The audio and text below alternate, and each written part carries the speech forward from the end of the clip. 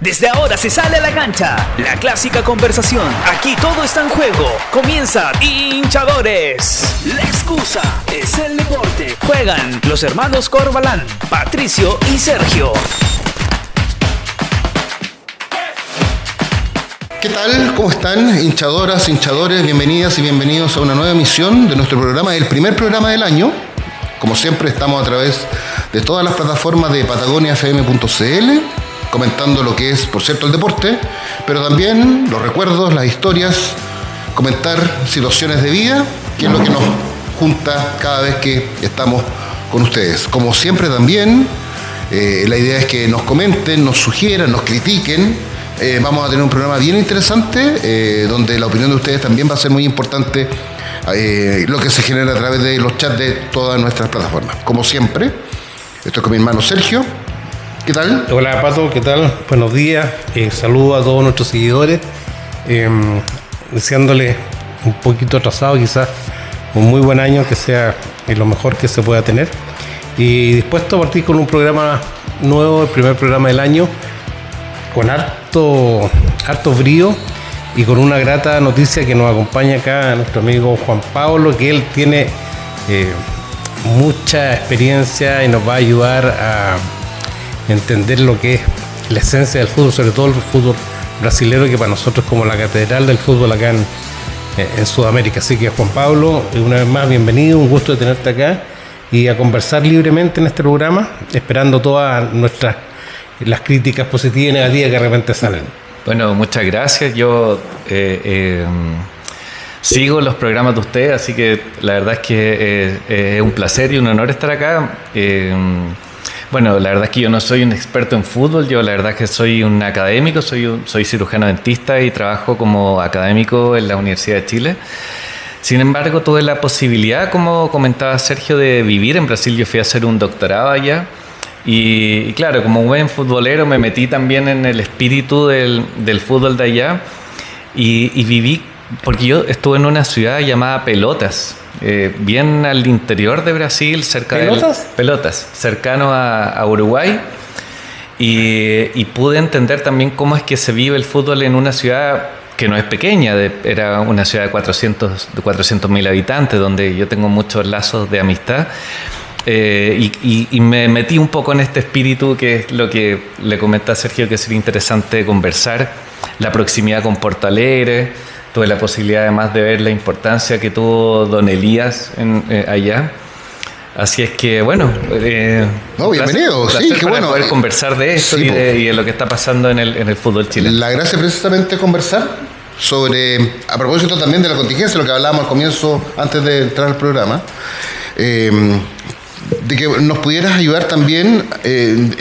Diste un ejemplo súper interesante que me gustaría que también lo compartieras aquí cuando jugabas estas pichangas más informales allá. Pero a partir de la contingencia hemos visto esta semana que nos encontramos, por ejemplo, con que un partido amistoso entre Wander y Colo-Colo se suspende, iban a haber solo hinchas locales. Todavía está un poco en la nebulosa si va a haber final de Supercopa ahora el 25 de enero o no. Hay muchos problemas logísticos.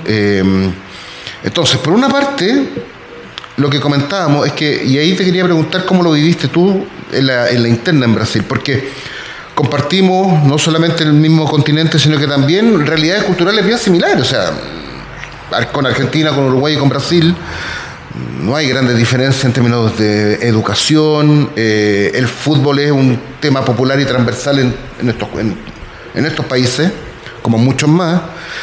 Sin embargo, en el día a día no vemos vemos situaciones de violencia sin duda, pero no vemos que se suspendan partidos ni en Brasil, ni en Uruguay, ni en Argentina. Juega Boca River y se juegan los clásicos estaduales en Brasil y juegan, lo mismo en Uruguay. Acá en Chile ya no se juega ni siquiera un amistoso. Entonces, más allá de cómo lo viven o cómo lo siguen viviendo en estos países, ¿con qué percepción te quedas tú de lo que viviste allá en Brasil? A lo mejor, ¿cómo desde esa vivencia tú crees que ellos pudieron o solucionar el problema o mantenerlo más bien a raya? ¿Cómo lo viviste tú? Sí, bueno, varias cosas. Yo estoy de acuerdo contigo que compartimos una realidad sociocultural con nuestros vecinos. Y bueno, Brasil, la verdad es que también corresponde a una realidad tan diversa, ¿no? Porque es prácticamente un continente, 200 millones de habitantes, claro, y cada lugar con una realidad diferente. Yo estuve en Río Grande del Sur, que, bueno, está justamente ahí en el límite con Uruguay, como les comentaba, y es muy diferente a lo que se vive en otros estados de Brasil. Pero aún así siento que hay una cuestión de espíritu que es compartido, porque además en el sur yo tuve la posibilidad de compartir con gente de otros lugares, y antes de comenzar el programa yo justo les hacía ese ejemplo, ¿no? Que la primera vez que yo fui a jugar a la pelota con mis amigos, yo, bueno, siendo un amateur también, pero con ganas de jugar, tuve una experiencia muy bonita, que fue el primer día. Nos reunimos todos en el centro de la cancha y se hizo una oración, como para pedir que nadie se lesionara, como para mantener el espíritu deportivo, y la verdad es que lo encontré muy bonito, independiente de tus creencias, porque ahí tú tienes una diversidad de posiciones en ese sentido. Había un espíritu que yo sentí muy real, muy genuino, en que había que tomar el fútbol como lo que es, como una cuestión para compartir. Yo siempre digo, alguna vez escuché decir esto de que es lo más importante de lo menos importante. Y tiene que ver un poco con eso, tiene que ver con algo que existe precisamente para compartir un espacio. Y eso yo creo que es un espíritu que a veces siento que nos falta. Esto de lo mismo que comentabas tú, cómo va a ser tan complejo organizar un partido de fútbol en nuestro país. Se suspendió este Colo-Colo con Wanderers hace poco, ¿no? Hace un par de días. Era un amistoso incluso con solo wanderino. Entonces, sí. Y tiene que ver más que con la cuestión monetaria, que sí hay grandes diferencias. Uno ve los equipos de Brasil. Yo solamente en Porto Alegre, donde está el Gremio del Inter, son unos estadios, ninguno de esos es parecido a cualquier estadio que exista en Chile. Pero aún así yo creo que va un poquitito más allá de eso. Está el tema del barrio, por ejemplo, que lo comentamos, ¿no? En Argentina tú tienes, no sé, me recuerdo a Avellaneda, que tienes ahí al Racing, tienes al Independiente, y hay una calle que separa los dos estadios. Sí. Y aún así tú ves un clásico sin grandes contratiempos. ¿No será Juan Pablo y Pato, que estaba pensando mientras te escuchaba, de que nosotros a lo mejor, recalco a lo mejor, erróneamente estamos pensando en que Chile, el nivel de nuestro fútbol general, tanto como selección como club, no tiene nada que ver respecto a países futbolizados como Argentina, Brasil y Uruguay.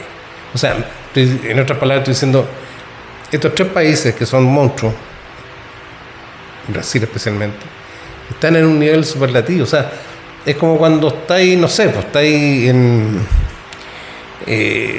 haciendo pelear en box, no sé, para Tyson con, no sé, si se pudiera equiparar a Martín Vargas. O sea, tenéis cosas que son inalcanzables. O sea, el fútbol en sí, no solamente en la calidad que tienen estos tres países, sino que va con la idiosincrasia que tienen. A lo mejor, y para ellos es tan importante el fútbol dentro de su quehacer diario, que cuando suceden estos partidos que son medios conflictivos, ellos van más por el fútbol. O sea, yo me he dedicado a ver de repente algún partido que transmiten de Brasil, incluso Argentina, estos clásicos. Y una cosa curiosa, a lo mejor si ustedes lo ven, traten de poner atención. En los costados, o sea, en las barras, no hay ningún tipo dando la espalda a la cancha. O sea, está en la barra gritando, alentando al equipo, a Boca, a quien sea, y están mirando a la cancha. Si tú ves aquí en Chile, los gallos de las barras bravas estas no están mirando a la cancha, o sea, están tratando de hacer algo en contra del fútbol, o sea, en contra del espectáculo. Entonces, yo voy más allá. Yo creo que estamos a una distancia sideral en todo sentido, tanto en calidad de juego, que eso es indiscutible, como también en cultura. A lo mejor la cultura nuestra no es esa, no nos da más. O sea, entonces tenemos que expresarlo esta rabia frustrada que tenemos de malos futbolistas, de malos resultados, de malos dirigentes, de que no se puedan hacer las cosas más simples como un partido amistoso, ni siquiera estamos jugando por puntos ni por cómo. Entonces esa frustración a lo mejor se traduce en que entra a jugar el lumpen, que empiezan a meter esto, los mismos dirigentes empiezan a coludirse con las barras, y eso es lo que nos está matando el fútbol a nosotros. O sea, yo creo que no podríamos pretender, quizá en el corto plazo, a lo mejor me equivoco, que podamos tener esto dominado al nivel de estos países. Yo veo estos 3 países como lo hemos dicho en otro programa, en otro nivel. O sea, ellos están ahí, van a ir a todos los mundiales. Aunque existieran 3 cupos en Sudamérica, van a ir a todos los mundiales. Y van ido a todos los mundiales. Entonces, es otro nivel. Ellos están en otra. No están en lo que estamos nosotros como ratoneando, como arañando, como buscando. Y menos como hasta ahora. O sea, estoy claro que la situación del fútbol hoy día, me cuesta pensar que hayan habido crisis tan grandes. A lo mejor había crisis en clubes antes, en clubes puntuales, pero ahora una cuestión generalizada. Estamos con Juan Pablo Ayquén, futbolero, a quien quisimos invitar precisamente para conversar la realidad que él ha vivido en Brasil, donde estuvo estudiando. Y es interesante la conversa que se está dando, porque puede ser también, y ahí Juan Pablo nos va a llevar desde tu experiencia en Brasil, si esto de la idiosincrasia de tener este ADN futbolero, deportivo, competitivo, que tú lo viviste, a tu juicio influye en mantener una competencia, entre comillas, más sana, más cuidada, más protegida. ¿Tuviste en tu experiencia como más, entre comillas, cariño por el espectáculo? Ya lo estáis comentando recién, esto de tener estadios a otro nivel, digamos. ¿Cómo sientes tú que en tu experiencia, que el brasileño, por lo menos de la zona donde tú estuviste, siente el fútbol en ese sentido? Sí, yo siento que hay un cuidado especial por el espacio físico también. A mí, por ejemplo, el Beira Río, que es el donde juega el Inter, es un estadio maravilloso, donde tú tienes butacas individuales, donde además se hizo una inversión muy grande, porque en ese partido se jugó el Mundial. Sí, pues. Fue una de las sedes del Mundial. Y a veces uno cuando comienza, por ejemplo, cuando remodelaron el Estadio Nacional acá y se volvió a jugar fútbol, uno tenía un terror de que lo destruyeran en el primer amistoso. Pero yo no sé si eso es algo que realmente hemos perdido o que nunca hemos tenido, porque yo recuerdo cuando yo era chico, iba con mi papá a estos partidos dobles en el Estadio Nacional. Me recuerdo un partido de Colo-Colo Palestino y después la U con O'Higgins, creo. Y la verdad es que era un partido donde se podía jugar, sí. Y además donde estamos hablando de los finales de en los 90, ¿no? Cuando además había mucha plata metida en el fútbol chileno, ¿no? Uno veía seleccionados argentinos que jugaban acá. Creo que había un cuidado mayor por el espectáculo. Yo no sé si es que eso es algo, a propósito de lo que comentaba Sergio, si es que es algo que hemos perdido o que nunca hemos tenido demasiado desarrollado. Ahí sería bueno que nuestros seguidores pudiesen comentar la experiencia también de lo que ocurre en Argentina o en Uruguay. A mí me llama mucho la atención, por ejemplo, porque también lo he escuchado, que efectivamente en el fútbol ocurre estas manifestaciones como de la inseguridad, yo creo que a todos nosotros nos da, lo pensamos 2 veces, así que podemos ir al estadio y preferimos quedarnos, más allá de la calidad del espectáculo, pero aunque hubiese un buen espectáculo, aunque hubiese algo que nos gustara mucho, incluso para ir a ver a la selección uno como que lo piensa perdón, 2 veces. No ocurre eso, por ejemplo, con los conciertos, donde hay más gente incluso. O sea, los conciertos van 80.000, 100.000 personas. A este partido de Colo-Colo con la U por la Supercopa se autorizaron 6.000 personas, y hay problema para 6.000 personas. Un estadio que tiene 12.000 personas de capacidad. Entonces, si no somos capaces como sociedad de poder ni siquiera es controlar, sino que cómo organizar de buena manera, porque ya, el espectáculo a lo mejor no va a ser el mejor, porque no tenemos buenos jugadores, pero cómo no somos capaces de organizar, de coordinarnos, para que durante 1 hora y media estos 6.000 personas se comporten. Es que esto pasó un poco, yo no sé si, como decía Juan Pablo, si algo que hemos tenido siempre, yo creo que más que tenerlo siempre, empezó como a encender hace un tiempo atrás. Me acuerdo del tema de los hooligans, ¿te acuerdas? En Inglaterra. Eran salvajes, o sea, era una cuestión realmente salvaje. O sea, los gallos los mostraban, los policías les partían la cabeza con palo, que seguían peleando.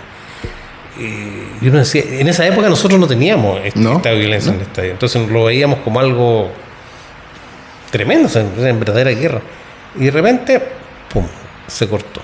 Y se cortó de raíz, o sea, nunca más hubo nada. Te pillaron, nunca más vaya al estadio. O sea, así siempre. Aparte que te metieron preso y todo. Entonces fueron eliminando, fueron limpiando.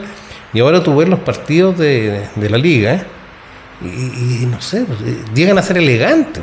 O sea, los estadios en Inglaterra no tienen barrera, no tienen pozos. El público está aquí, el jugador está allá. Están sentados uno al lado del otro. Está el Manchester United con el Manchester City pegado. Entonces, se logró hacer. O sea, no es que no se pueda. Se puede hacer, tiene que haber alguna voluntad para poderlo hacer. Y yo creo que eso es lo que aquí falta, o no hay interés en hacerlo. A lo mejor hay intereses por debajo que le gusta mantener este tema de esta forma. Porque, perdón, el hecho, no sé qué te parece a ti, Juan Pablo, como lo hemos discutido con Pato, esta ley que hicieron, que solamente tú puedes ir al estadio si está registrado con el equipo que afina a ti. O sea, si te gusta la U, te registraste en la U y no puedes ir a ver un partido Católica Palestino, por ejemplo. No puedes. Aunque Católica Palestino jugaran en Viña y tú estás veraneando en Viña y decís, oye, en la tarde voy a ir al estadio. No puedes ir porque tienes que ir solamente ante la U. Eso yo no creo que exista en otro país. Me da la idea de que no existe. Entonces, esas leyes también van matando al fútbol. No tienen ningún asidero el que te encasillen y te digan, ya, tú solamente puedes ir a ver los partidos de la U, en cualquier parte del país, pero solamente de la U. Y resulta que si estáis, no sé, veraneando en Valdivia, en Concepción, y tenéis que ir al estadio, no, y además porque un partido de Colo-Colo con la U, van a ir solo de Colo-Colo con la U, y aunque estén registrados, van a dejar las cosas igual. Claro, o sea, no tiene... Es distinto que los agarraran, los metieran preso, le pasaran la ley de violencia en los estadios. No, sino que pasa eso. Por ejemplo, yo lo desconozco, clubes como Gremio e Inter, a lo mejor si no tienen la respuesta también se lo podemos preguntar a nuestros seguidores, son equipos, son clubes en que los dueños no son una sociedad anónima, ¿no? No necesariamente, pero también se han ido metiendo de a poquitito. Ya. Pero es que además tienen un origen distinto, tienen un historial. Por ejemplo, el Gremio, si uno va así haciendo historia, es un club que incluso es más antiguo que el Inter. Entonces sabes que el Gremio partió como una entidad en que solamente, porque ahí hay una zona con mucha influencia europea, alemanes, italianos, y cuando partió el Gremio era un club donde solamente aceptaban, por ejemplo, jugadores que tuvieran ascendencia alemana. Bueno, yeah. Y eso fue cambiando, y tanto así que cuando se creó el Inter, el Internacional, fue precisamente, y por eso lleva ese nombre, para permitir que gente de otra zona, incluso fue el primer equipo dentro de la zona que incluyó a jugadores de color negro, por ejemplo, que no era aceptado en el claro. Gremio. Y por eso es que se le llama el club del pueblo y tiene esa connotación. Ahora creo que también pasa un poco en Chile, ¿no? Esa cuando uno asocia los clubes más con una cuestión de popular o con, no sé, pues uno asocia a la Universidad Católica, por ejemplo, con un equipo de un estrato social diferente. Pero me fui por otro lado de la... No, pero está bien, porque que además quería también tocar eso, porque en el fondo, al tener esa diversidad, que acá también la tenemos, uno podría decir, claro, oye, acá la violencia está asociada a Colo-Colo, a la U, por son clubes más populares, pero la Católica también, que está en un estrato más alto. Que fueron copias. Pero en el fondo no es que no se salva tampoco. No, todas estas barras, en Wander tenía barra en todos lados. Entonces empezó como una mala copia de algo. No sé si Colo-Colo fue el primero que tuvo estas barras o la U, pero empezaron después Católica a hacer. afanaba de tener también su barra brava, entonces era como el poder, o sea, yo también tengo poder. Tú decías algo muy interesante hace un rato, era el tema de que uno ya se desincentiva en ir al estadio, independiente de esta cuestión estúpida de tener que estar registrado, porque estáis arriesgando, o sea, no sé, cuando Caetano, chiquitito, tenga, no sé, 8 o 10 años, ojalá pueda llevarlo, que es lo que nos pasó a nosotros con nuestros papás, podíamos ir en esa época. Yo, por ejemplo, el Bastián no lo puedo llevar, no puedo ni pensar en llevarlo al estadio. No puedo pensar en llevarlo al estadio, porque por más que lo lleves a un partido, entre comillas, tranquilo, tú no sabes lo que va a pasar. Yo la última vez que fui al estadio fue un partido Católica O'Higgins en San Carlos Apoquindo, que fuimos con la Constanza. Era un partido del campeonato regular, no se jugaban los puntos, o sea, ni campeonato, no era un partido trascendental. Y nos fuimos más porque nos empezaron a pedrar los autos, nosotros íbamos saliendo del estadio y de arriba tiraban, o sea, fue una locura, tuvimos que salir. Me acuerdo que al lado de nosotros tenía el auto Jorge Evia, gallo de la tele, y le llegó un piedrazo acá en la cabeza. O sea, el gallo le llegó un pedazo, afortunadamente fue esa piedra que, no así, pero y se rompió la cabeza, el gallo miraba para arriba. Entonces, no podía arriesgarte. O sea, ya se empezó en esa época, yo te hablo de esto fácil unos 15 años atrás, más o menos, si no un poco más. Entonces ya se perdió. Entonces, ¿quién va al estadio ahora? La gente que va preparada a poder responder a eso. O sea, ya hagamos un grupo nosotros 4, vamos al estadio y cualquier cosa que pase nos enfrentamos. Pero ya no puedo ir con tu señora, no puedo ir como antes ir a los clásicos universitarios, que la gente iba en familia, en pareja. Eso ya murió, eso lo mataron. Y eso es lo que a mí me duele, porque no debió haber sido nunca.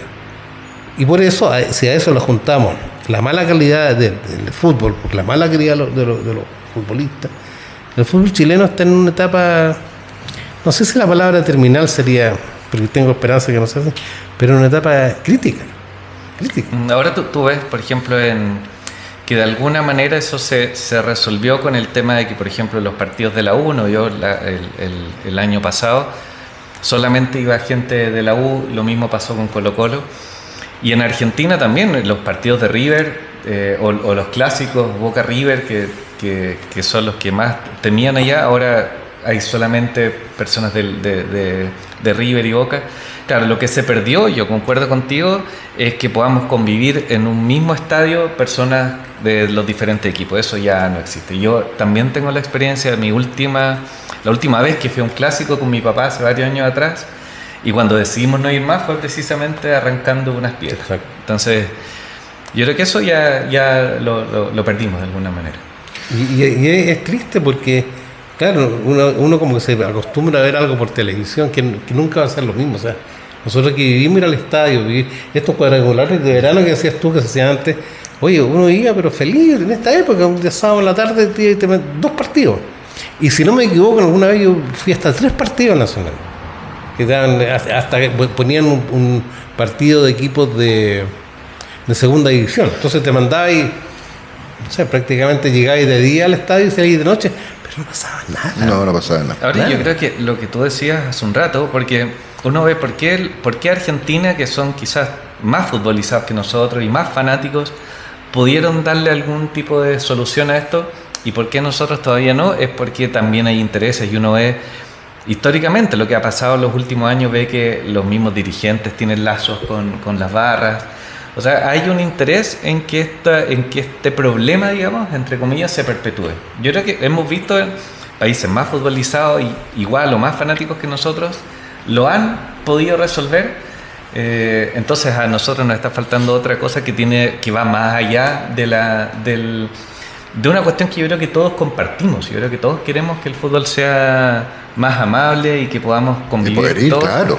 Pero yo creo que hay un interés también de los dirigentes políticos, quizás, que están metidos con las barras y que tampoco les interesa resolverlo. Cuéntenos ustedes cómo viven esta experiencia desde sus regiones, desde sus ciudades, desde los otros países también, para que podamos también tener la visión y la opinión desde otras perspectivas. Vamos a ir a una pausa acá en Hinchadores y volvemos en un ratito.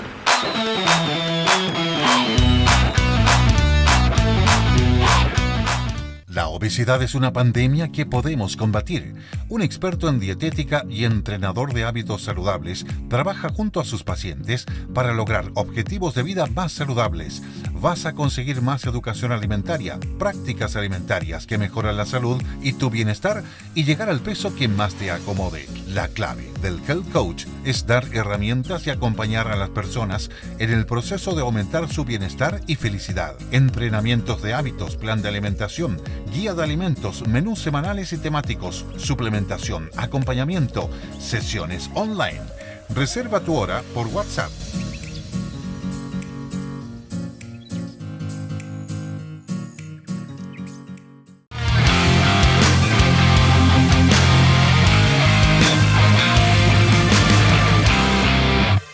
Estamos de regreso en Hinchadores a través de las plataformas de patagoniafm.cl. Estamos en este primer programa del año comentando, haciendo una comparación con las realidades de lo que ocurre con los espectáculos deportivos en nuestros países vecinos, aprovechando la presencia de Juan Pablo Aysken, quien estuvo viviendo durante bastante tiempo ahí en la parte sur de Brasil y que nos está contando también la experiencia de cómo viven los brasileños este deporte, cómo añoramos y cómo también envidiamos el que puedan ir muchas veces con su familia a ver un espectáculo deportivo, cosa que acá nos cuesta mucho. Y antes de irnos a la pausa estábamos hablando precisamente de eso, del miedo de ir con la familia al estadio. Yo afortunadamente todavía hoy logro ir a la cisterna con mis cabros, bueno, ya está más grande, pero este año con Pedro prometimos ir a la cisterna a ver a Palestino, que todavía sigue siendo una situación bien atípica, porque incluso hay barra visitante, pero siempre hay poco público, no hay mucho, entonces todavía sigue siendo un ambiente bastante familiar. Es que eso, por ejemplo, si nosotros quisiéramos llevar a los chicos a un estadio, no necesariamente a ver el equipo de uno, no puede. No. O sea, si tú nos pusiéramos de acuerdo que Caetano ya está más grande, decir, oye, vamos al estadio a ver jugar a Palestina porque es algo tranquilo. Y por lo que significa ese club, ¿no? Porque es un club único en el mundo. Sí, claro. O sea, creo que además vivir esa experiencia. Claro, entonces, pero no podemos. Claro. O sea, solamente puedes tú. Nosotros no podríamos, estamos fuera de ese registro. Entonces, mal podríamos ir a ver un partido pacífico, con menor público quizás, pero ya el hecho de llevar un niño al estadio, como sea, ya es una experiencia. Nosotros estamos amarrados a inscribirlo en un club, o sea, a registrarlo, digamos.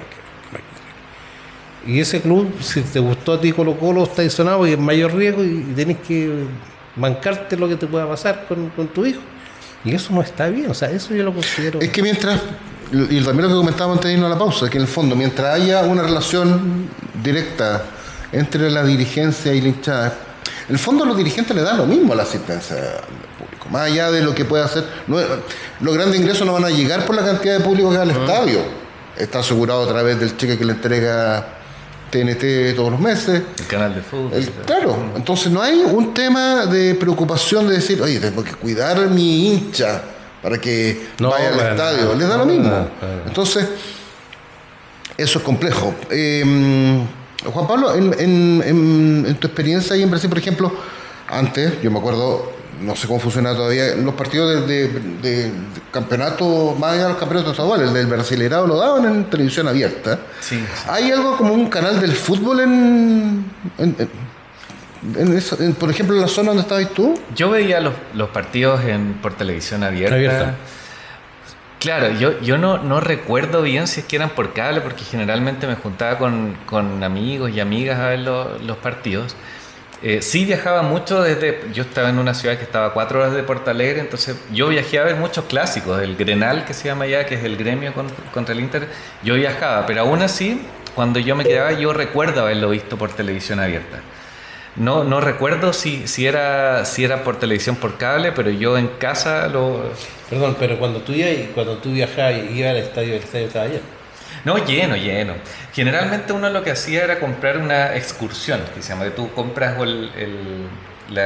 pagas un boleto y que te llevan en bus, disfrutas y te traen de vuelta. Ya. Es un espectáculo. Pero pues. nunca Es un pasé, espectáculo. la verdad es que nunca pasé ningún temor. Y es más, una cuestión que aquí ni siquiera podríamos pensarlo. Dentro del estadio vendían alcohol, vendían cerveza. Ah. O sea, olvídate, acuérdate que yo no recuerdo hace cuánto tiempo ya está esto como del margen de seguridad que está toda la... Afuera, que esos anillos que hacen un anillo. Se cierran la botillería. Se cierra todo y que bueno, está Y bien. resulta que pero- los que entran al estadio con botella Sí, de claro, cerveza y sí. tiran la botella de vidrio. O sea, ¿dónde está la pasada? Incluso cuando yo iba al estadio todavía, me acuerdo que te registraban. Y te registraban. Una vez fuimos No, sí, se te- a ver... eso que te contaba yo de que fuimos con la Constanza a ver Católico King, que fue la última vez que fue al estadio, a ver un partido de fútbol chileno. Me faltó decir eso, porque después fuimos a ver el partido de la selección, posteriormente a eso. Que no había tanto problema. Pero te registraban y harto. Llevaban, me acuerdo, la Constanza llevaba una bandera y con un palo de cartón y se lo quitaron. Claro, sí. Y era de cartón. Botella de agua, donde No, claro, no dejaban. Entonces, claro, había mucho control. Pero ¿dónde está ese control cuando uno ve estos partidos por la tele de Colo-Colo, de la U, y los gallos llevan fuegos artificiales? O sea, pasan todo eso. Sí, claro. Ahora que te metían hasta el bombo, estas cuestiones. Sí, sí, claro que sí. Oye, Juan Pablo, tú me estabas contando que por ejemplo, que es como siempre, no sé si para los detractores de Elías Figueroa, siempre como que le bajan el pelo como a la importancia que tuvo Elías en el Inter. Pero tú lo viste. Sí, para mí fue, yo te diría una mezcla entre una emoción muy grande y la verdad es que yo no pensé que fuese tan querido y fuese un personaje tan importante en la historia, te diría, del fútbol brasileño. Y es más, yo cuando estuve, me hablaba muy bien también del Charles Aranguis que había estado en el Inter, pero lo de Elías es impresionante porque... O sea, si tú ves la historia del Inter, el Inter ya ganó 2 Copas Libertadores, el 2006, 2010, ganó el Mundial de Clubes también, le ganó al Barcelona en la final. Y, o sea, es un equipo con mucha historia. Pero su primer Brasileirao, que es el campeonato nacional, lo ganó el 75 con Figueroa. Sí. Y ahí está el famoso gol iluminado, claro. ¿no? Que justo cae un rayo de sol cuando se eleva Elías y hace un gol. Bueno, tú cuando entras al Beira Río, que hay una escultura de ese momento. Y hay un Elías así grande, y yo por ahí tengo fotos con esa escultura. En el momento en que cabecea, entonces el tipo realmente un ícono. Cerca del estadio también hay un mural donde está pintado. Entonces ahí uno se da cuenta la trascendencia. Había un vino, me acuerdo, Sí. que se llamaba Elías Figueroa. Y yo cada vez que tomaba un taxi, claro, yo hablaba mi portugués medio con mi acento chileno, pero la gente notaba que yo no era del lugar. ¿Tú eres chileno? Claro, lo primero que me decían era Elías. Y además que una cuestión que trasciende generaciones, porque no eran solo las personas de edad o de mayor Claro, edad que lo vieron jugar, que lo vieron sino que jugar. también las personas jóvenes lo conocían. Bueno, es que eso es Así que- distinto. Esa es como la tradición. A eso voy. Claro, viven el fútbol. O sea, los papás le transmiten a los hijos la importancia que tuvieron ciertos jugadores. Acá lo que decía Sergio, claro, muchas veces la gente, hay mucha gente que no mira el partido. O sea, le da lo mismo lo que está pasando, le da lo mismo el jugador que esté. Y también a los jugadores, a lo mejor era muy romántico lo que ocurría antes, pero antes estaba ese amor a la camiseta, estaba ese amor a... yo me acuerdo del jugador de la Unión, Juan Machuca, que jugó toda la vida en la Unión Española, y era como que yo juego acá en la Unión y punto. O era muy difícil pensar que Caselli se fuera a ir a jugar a la U. Entonces, ahora como que todo se tranza, mercantiliza, que todo se tranza. No sé, cualquier jugador que uno dice, jamás, lo leí el otro día, siempre se identificaba mucho a Eric Pulgar con la Católica.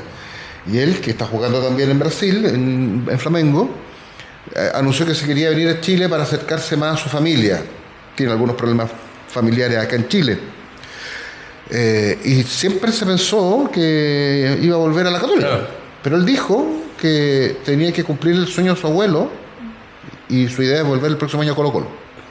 Entonces, lo que uno podría decir, Pulgar, así como Gary Medel, que ahora vuelve a la Católica, es como símbolos de un equipo, son cada vez menos. Sí, pero yo creo que esto del Gary Medel, de los Valdivia, de los Charles Arangui, ahora, yo creo que más que la parte romántica de volver a sus clubes, yo creo que hay una gran parte de negocio, o sea, del club mismo, porque al club le interesa tener a Valdivia ya en su letanía, ya en sus últimas expresiones, por un tema de publicidad. Lo mismo le pasa a la Católica con Gary. Hay 20 jugadores en el semillero Católica, o no en el semillero Católica solamente, en el fútbol chileno, que juegan más que Gary ahora. Te lo aseguro. Pero te lo que recontra seguro. Sin embargo, pero los sponsors que van a llegar, las camisetas que van a vender, el interés del hincha de Católica de ir a ver a Gary Medel. Anda a ver un partido Católica Colo-Colo, donde Colo-Colo va a tener a Vidal, va a tener a Isla, no sé quién más tiene. Y Católica va a tener a Mena, va a tener a Gary. O sea, en el fondo la generación dorada está llegando a morir a los clubes chilenos. Está bien, o sea, si son actores en ese sentido. Si el tema está en que, por una parte, se ha perdido toda esa belleza que tenía, como no más allá del romanticismo, la belleza que tenía de ir a disfrutar de un espectáculo. No podemos hacer lo que hablamos antes de irnos a pausa. Cuesta mucho que llevemos a nuestros hijos, y lo vamos a pensar 2 veces, en ir a... ¿De qué equipo te gusta acá en Chile? Lau. Va a ser muy difícil que vaya al Nacional, a lo mejor con Caetano. O sea, ojalá de aquí que Caetano ya esté para ir al estadio.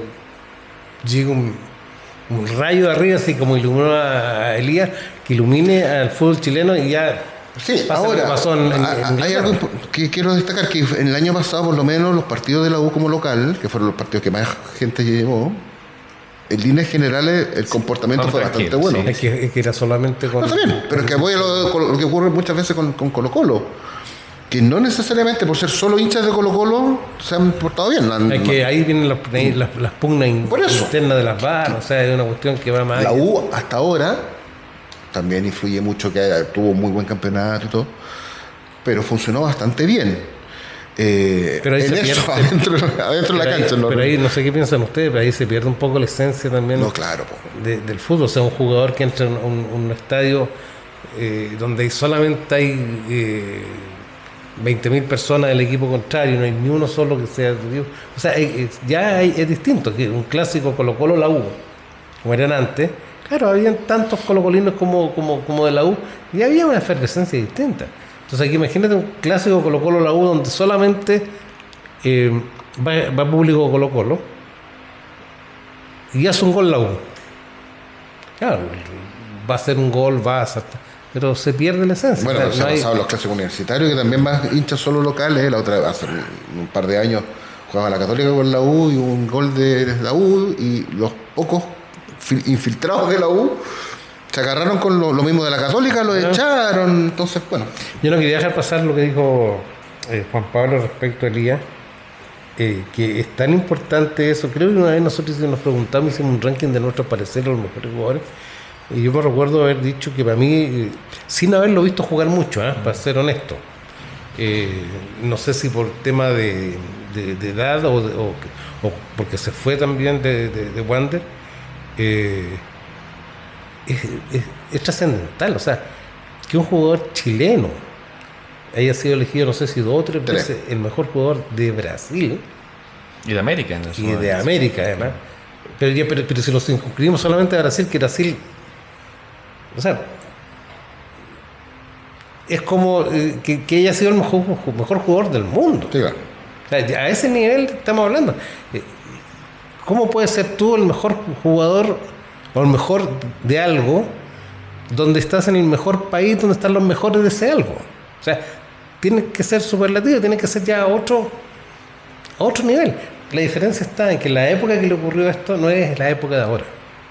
O sea, era una época que, claro, nos llegaron fotos de eso probablemente, a lo mejor al mes después nos llegó una película probablemente de ese gol y de las premiaciones. Pero si ahora fuera así, el gallo estaría, pero... Claro, lo mismo que nos pasa con Pelé, ¿no? Que uno tiene la historia, pero no están todos los goles de Pelé grabados, desgraciadamente. Claro. Pero uno ve cómo marcaron y es, la verdad, es muy bonito verlo. Así como para uno que es compatriota, es bien emocionante. Y es poco lo que se difunde. Porque hace no muy poco tiempo que conversamos en un programa pasado, estuvo en un partido, sí. y lo homenajearon, pero ¿sí? El estadio entero se paró. ¿Sí? Entonces, vuelvo a lo mismo, y aquí otra vez me van a empezar a mandar recados. Es más importante lo de Vidal que lo de Figueroa cuando fue hace poco tiempo y lo homenajearon. Son épocas diferentes también. Claro, es difícil comparar, pero... Digo, no estoy diciendo de cuando Figueroa fue premiado, sino que hace poco, ahora cuando fue un partido y lo homenajeó el estadio, prácticamente yo creo que se vio 2 minutos y eso en alguna parte, no hubo mayor publicidad. Pero Vidal va a hablar y están todos los medios y todo. Entonces, ¿qué es Colo-Colo, po? Eso. Es que son épocas diferentes también. Yo creo que Vidal sí ha sido un jugador más que trascendente. Y estamos en una época de mayor información, de redes sociales, donde la gente que conoce a Vidal está inmersa en un mundo quizás más conectado que lo que teníamos antes. Por eso es que para mí encontrarme con esta realidad fue decir... Mira, esto fue fundamental, pero quizás no lo conocíamos tanto porque a mí me tocó vivir otra época. Yo crecí viendo más, no sé, para mí fue más importante Marcelo Salas o Zamorano, pero porque me tocó en la época en que ellos eran las máximas estrellas. Me pasó como anécdota, una vez estaba en Túnez, me tocó viajar a Túnez y estaba en un mercado en una ciudad más chica, que se llama Monastir, una chica, y típicos mercados árabes,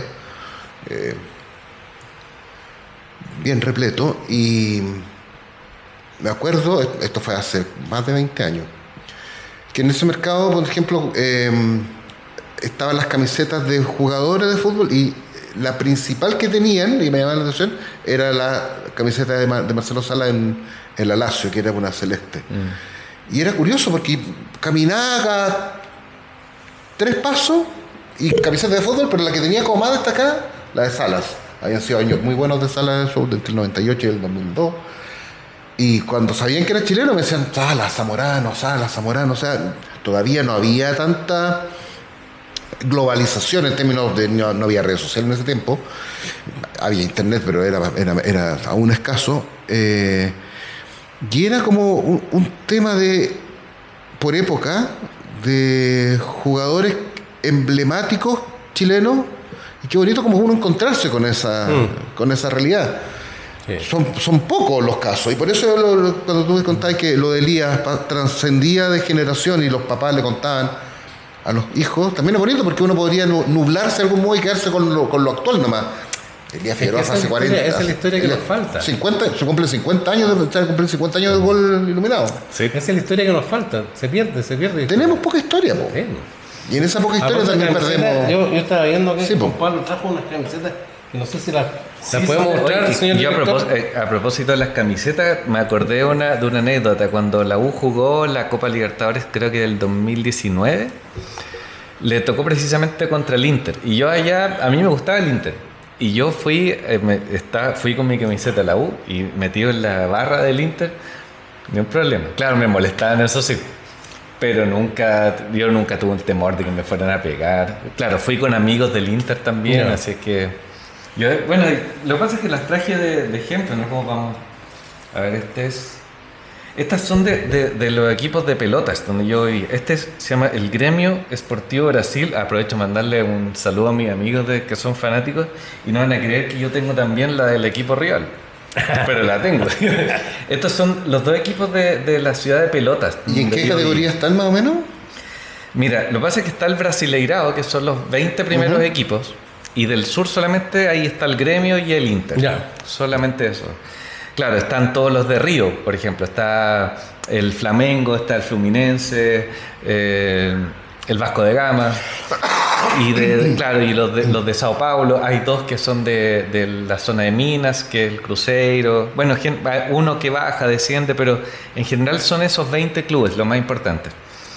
El Brasil de pelotas está siempre en la segunda división. Perfecto. O sea, estaban entre los segundos 20.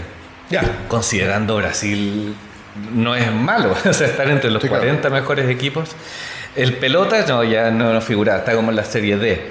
Pero además está el torneo gaucho, que es el local, donde el Brasil de pelotas siempre estaba en la primera división, de hecho ganó uno de los torneos, y el pelotas estaba en la segunda división del gaucho. Ya. Ahora, cuando se encuentran en la misma división, hay unos clásicos locales que son... ¿Cuánta gente va a esos clásicos? El estadio del Brasil tiene, lo que más ha soportado son 20.000 personas, pero aún así toda la gente vive en función del club. ¿Y hay alguno que sea como más identificado como con un estrato social? Sí, también lo mismo. El Brasil de pelotas es un poco más popular que el otro. Ya. Pero... Mostremos la camiseta, muéstrala para... A ver, mira, y traje la de recambio también del Brasil, mira, de pelotas. Voy a mostrar esto también para hacerle... Oye, y sabes que hay una historia bien bonita con a los rivales. ¿Sabes qué? Hay una historia bien bonita de estos dos equipos. En el Mundial del 50, donde ganó Uruguay, siempre estos equipos buscaban sparrings locales. Y se enorgullece el Brasil de pelotas porque justo en el Mundial del 50 fueron a Montevideo y le ganaron a Uruguay en el Montevideo, 2-1. Entonces ellos siempre dicen ¿Antes del Mundial? Entonces los de este equipo dicen, nuestro equipo le puedo ganar y Brasil no le puedo ganar. Mira. Entonces, y eso fue un mes antes del Mundial. Y Rusia, en estos mismos buscando sparring, fue a jugar con este equipo de pelotas. Con el otro le ganó 2-1, pero aún así en ese equipo se utilizaba mucho esto de los sparrings antes de la... Claro. Bueno, también se hace ahora, ¿no? De hecho, vi ahora que el River juega con México en un par de semanas más. Pero imagínate, para ellos, haberle ganado al Uruguay, que ni siquiera pudo Brasil ganarle en la final. Y en Uruguay. Y le ganaron en Uruguay más encima. Y lo otro es que ellos tienen... Además, esa zona de Brasil... tuvo durante mucho tiempo el ansia de independencia, ¿no? ¿Esta zona, perdón, está colindante con Uruguay? Al final, justo, de hecho la ciudad de Pelotas donde yo vivía estaba a 1 hora y media de Uruguay. Fue una zona muy rica, y ahí, ganadera fundamentalmente, y ahí como llegaron muchos esclavos a la zona norte de Brasil, esta zona producía el charqui, que era la forma más barata de enviar carne, alimento para arriba. Y se enriqueció tanto esta zona que ellos tuvieron muchos aires como independentistas. Entonces, si tú le preguntas a la gente del Río Grande del Sur, los del Inter, los del Gremio, para ellos es mucho más importante el Gremio o el Inter que la selección brasileña. Mucho más. Esa es la identificación. Mucho más. Claro. Y yo incluso siempre haciendo como piadas con los amigos. No sé, nos recordábamos del 7-0, del 7-1. 7-1 con Alemania. 7-1 con Alemania. No les interesa. O sea, a lo que a ellos les importa más son los clubes locales. Sí, tienen una identificación muy fuerte con... Y de hecho, se supone que este clásico, el Inter con el Gremio, es el que tiene mayor rivalidad en todo Brasil. Porque si tú piensas en Sao Paulo, hay más de 2 o 3 equipos importantes. En Río también. Pero acá son 2. Estos son clubes locales y tienen una rivalidad local, pero prácticamente Río Grande del Sur se divide entre los del Inter y los del Gremio. Bueno, acá está Alexander Aravena, ¿no? Está en el Gremio. Está el Alexander Aravena. Yo cuando estuve allá, ¿quién estaba? ¿Vargas? Estaba Vargas. Estaba Vargas en el Gremio. Alcancé a estar un tiempo con la joya, ¿no? El Palacio. Palacio estuvo en el Inter también, creo, ¿no? Si no, creo que sí. No lo sé. A ver. Bueno, pero no me atrevo ahora por Charles Aranguis tienen un cariño gigantesco. De hecho, cuando volvió Charles fue noticia. Le tenían mucho cariño. Es que Charles es de esos tipos queribles, ¿no? Charles es un tipo querible. Genera después de esa... Figueroa no había pasado ningún chileno por el Inter. Creo que no recuerdo después yo. debería. Y ya es, vuelvo a insistir, ya es una gran cosa en que un equipo brasilero haya un jugador chileno. Acá tengo ya el es un Inter. mérito. Este es el Internacional. Y de hecho el Internacional es del 1909, que es un poquitito después del Gremio. El Gremio surgió antes y este surgió como una contrarrespuesta que digamos que iba a aceptar todo tipo de jugadores, se identificaba con el pueblo, entonces tienen todavía esa rivalidad, aunque ya eso no existe, digamos, ahora los dos clubes son muy parecidos, pero tienen una rivalidad un poco por esa historia. Va creciendo en la historia, o sea, los niños también empiezan a aprender esa historia que tienen los clubes y van siguiendo, se van traspasando en generaciones. Sí, pues. Esa es la gracia. Sí. Oye, Juan Pablo, pucha, se nos hizo corto el programa, así que Sí, pero tantas cosas cordialmente invitado para que sigamos conversando de incluso fútbol.